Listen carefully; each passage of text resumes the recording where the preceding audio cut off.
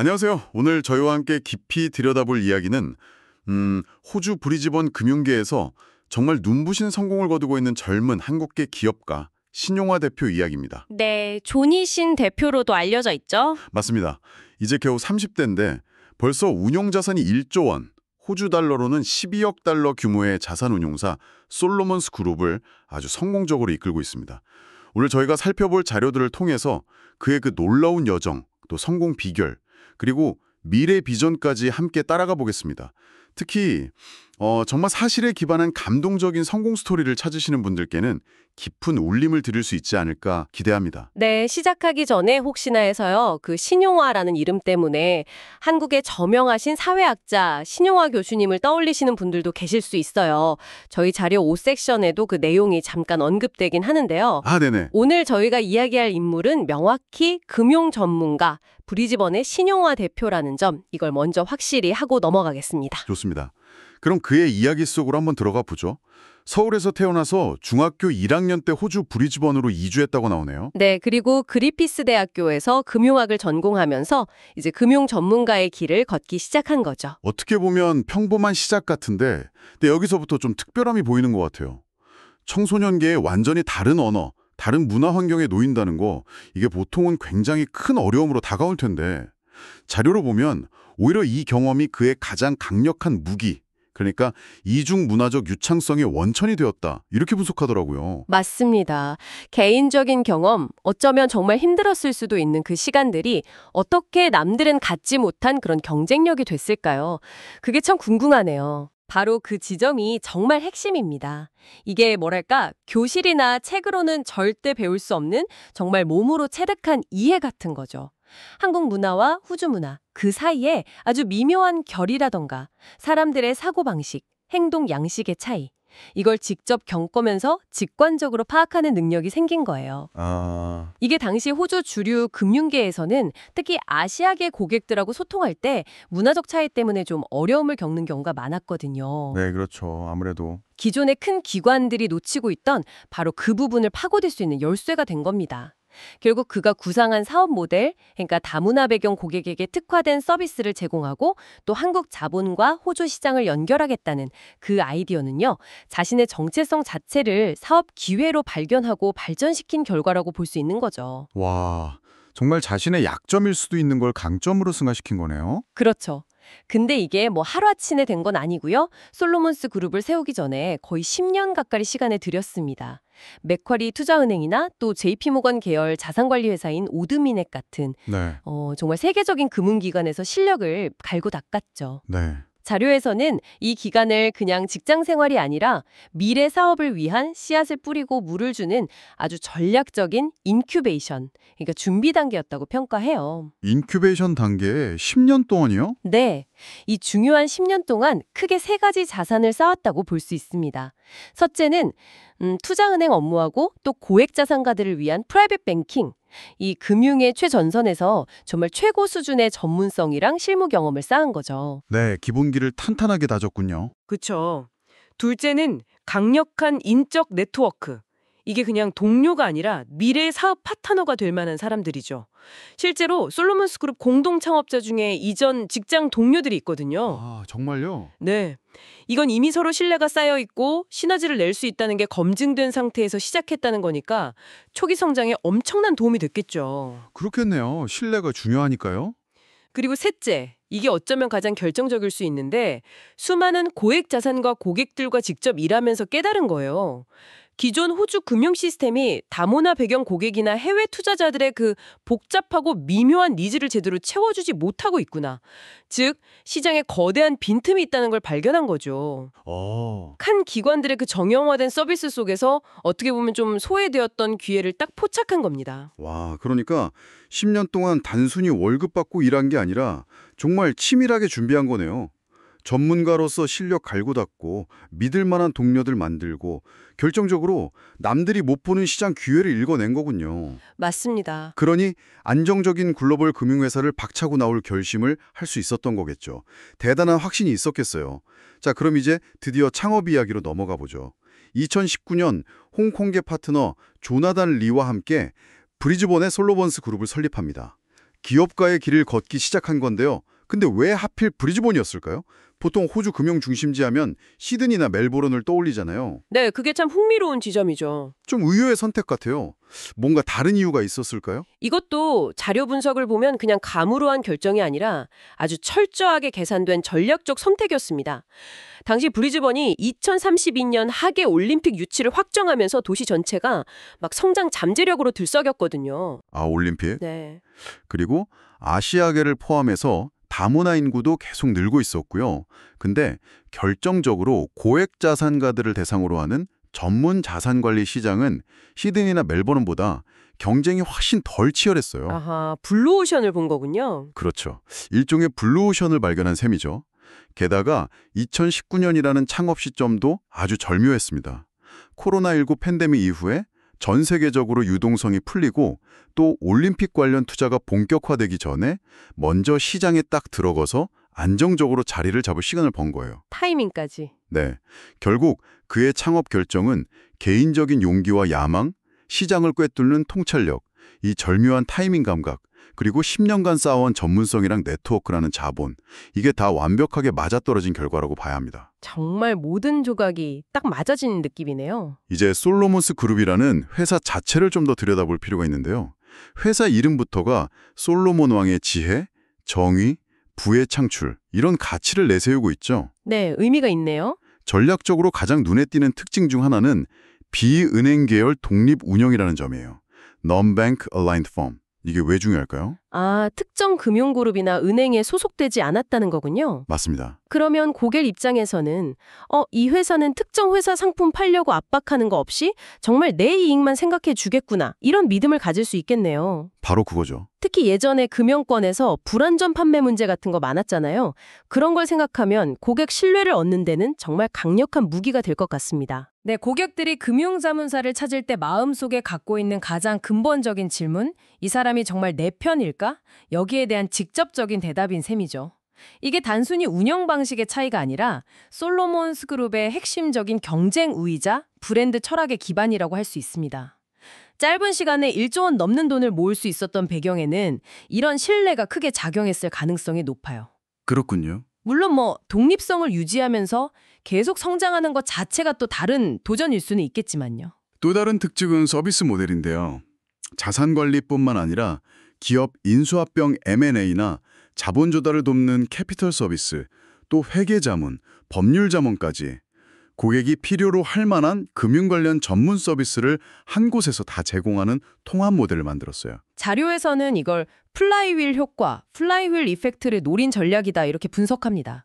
서로 다른 서비스들이 톱니바트처럼 딱 맞물려 돌아가면서 시너지를 내는 거죠. 아, 예를 들면 자산관리 받던 고객이 사업 확장 자금이 필요하면 캐피탈 부서가 돕고 세금 문제는 회계팀이, 계약 검토는 법무팀이 이런 식이겠네요. 정확합니다. 와, 그럼 고객 입장에서는 여기저기 전문가 찾아다닐 필요 없이 한 곳에서 다 해결되니까 특히 좀 복잡한 니즈가 있는 고액 자산가나 기업 고객들한테는 시간과 노력을 엄청 아껴주는 매력적인 솔루션이겠어요.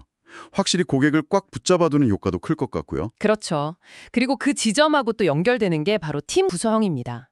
현재 한 80여 명 정도 전문가들이 일하고 있는데 그 출신 배경이 정말 다양해요.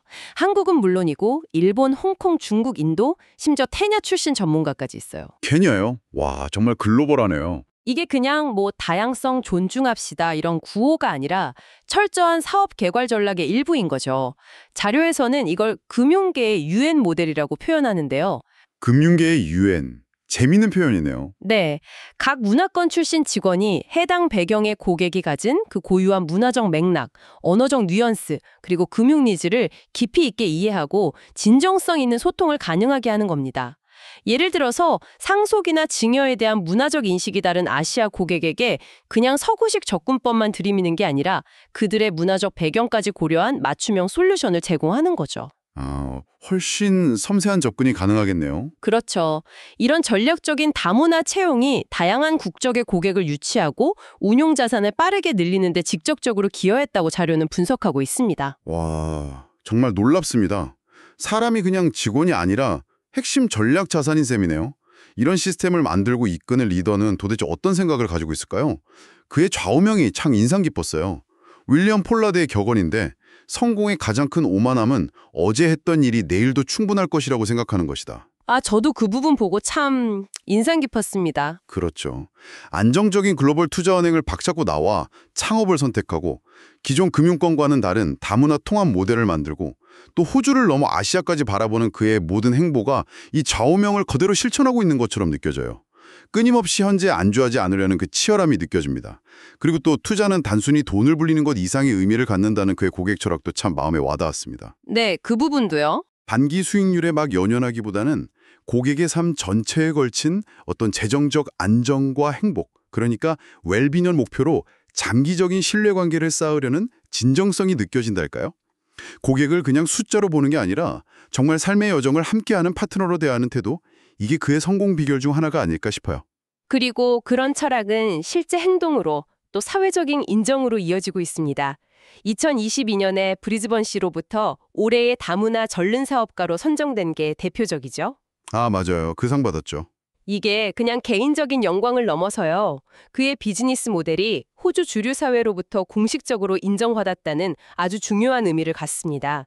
특히 그 시상식에 한 500명 정도 현지 유력 인사들이 참석했다고 하는데 이건 그가 단순히 특정 커뮤니티 내에서의 성공을 넘어서 브리즈번 전체 비즈니스 생태계에서 중요한 인물로 떠올랐다는 걸 보여주는 상징적인 장면이죠. 네, 대단하네요. 그의 성공 스토리가 변화하는 호주 사회의 단면, 그리고 미래를 보여주는 하나의 증거가 된 셈입니다. 그의 시선은 이미 호주를 넘어 아시아로 향하고 있는 것 같아요. 자료를 보면 한국, 홍콩, 싱가포르 같은 아시아의 주요 금융 허브에 솔로몬스 그룹 지사를 세우려는 계획도 가지고 있고 네, 확장 계획이 있죠. 또 세계 한인 무역협회 월드옥타는 전 세계에 퍼져 있는 한인 기업인들을 연결하고 지원하는 중요한 조직인데 여기서 차세대 리더로서 역할을 하고 있다는 건 그의 영향력이 점점 더 커지고 있다는 의미겠네요. 이 부분을 좀 더 큰 그림에서 해석해 볼 수 있습니다. 그는 자신과 같은 이민 배경을 가진 차세대 리더들을 디아스포라 2.0이라고 규정해요. 디아스포라 2.0. 흥미로운 개념인데요. 네, 과거 1세대 한인 이민자들이 주로 상품 수출 같은 걸 통해서 모국 경제에 기여했다면 그게 디아스포라 1.0이라면요. 자신들 같은 2.0 세대는 금융, 기술, 전문 서비스 같은 무형의 자본과 지식을 양방향으로 교류시키면서 모국과 또 정착한 국가 모두의 새로운 가치를 창출하고 경제적인 영토를 확장해야 한다. 이런 비전을 제시하는 거죠. 와, 단순히 개인 사업 성공을 넘어서는 이야기네요. 그렇죠.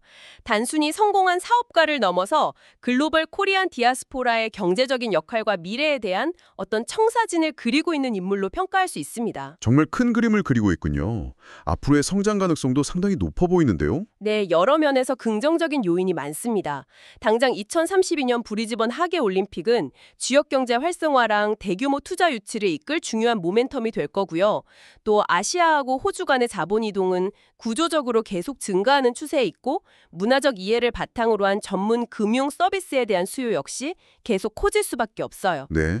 어떻게 보면 솔로몬스 그룹이 가장 잘할 수 있는 영역에서 기회가 계속 열리고 있는 셈이죠. 하지만 당연히 도전 과제도 있겠죠. 물론입니다. 만만치 않을 겁니다.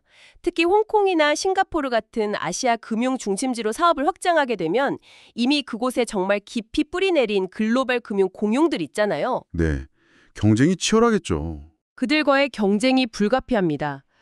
또 여러 나라의 복잡하고 끊임없이 변하는 금융 규제를 완벽하게 지키면서 사업을 운영하는 것도 상당한 노력과 비용이 드는 일이고요. 그리고 현재 솔로몬스 그룹의 성공이 아무래도 신용화 대표와 조나단 리 공동대표, 이 두 핵심 인물의 역량과 네트워크에 상당 부분 의존하고 있다는 점, 이른바 핵심 인물 리스크, 키퍼슨 리스크도 고려해야 합니다. 아, 창업자 리스크 같은 거군요. 그렇죠. 회사가 계속 성장하고 시스템으로 움직이려면 이분들의 경험과 노하우, 또 고객 관계 같은 것들을 조직 전체의 자산으로 잘 내재화하는 과정이 앞으로 굉장히 중요할 겁니다. 자, 이 모든 이야기를 듣고 나니 어떤 생각이 드시나요? 이민자라는 어쩌면 불리할 수도 있는 배경을 자신만의 특별한 강점으로 바꾸고 또 세계 최고 수준의 전문성을 바탕으로 시대를 읽는 통찰력과 과감한 실행력으로 자신만의 길을 개척해 나가는 한 젊은 리더의 모습. 그의 여정은 단순한 부의 축적을 넘어서 우리 각자가 삶에서 마주하는 어려움이나 한계를 어떻게 기회로 바꿀 수 있는지, 그리고 개인의 성공이 어떻게 더 큰 공동체에 기여할 수 있는지를 보여주는 아주 감동적인 사례가 아닐까 싶습니다. 네, 정말 그렇죠. 오늘은 이렇게 이민자로서의 정체성을 소중한 자산으로 삼아 글로벌 금융 전문가로 우뚝 선 신용화 대표와 솔로몬스 그룹의 이야기를 깊이 있게 나눠봤습니다. 그의 성공은 개인적인 성취를 넘어 문화와 경제를 잇는 새로운 다리를 놓고 있는, 지금도 계속되고 있는 이야기입니다. 내 자료에서도 분석하듯이 이건 디아스포라 2.0의 굉장히 설득력 있는 사례 연구라고 할 수 있습니다. 이중문화적 배경이라는 독특함과 글로벌 수준의 전문성이 만났을 때 자신의 뿌리가 있는 나라와 또 현재 삶의 터전이 된 나라 모두에게 어떤 혁신적인 가치를 만들어낼 수 있는지를 아주 생생하게 보여주고 있거든요. 마지막으로 당신께 질문 하나를 던지며 마무리할까 합니다.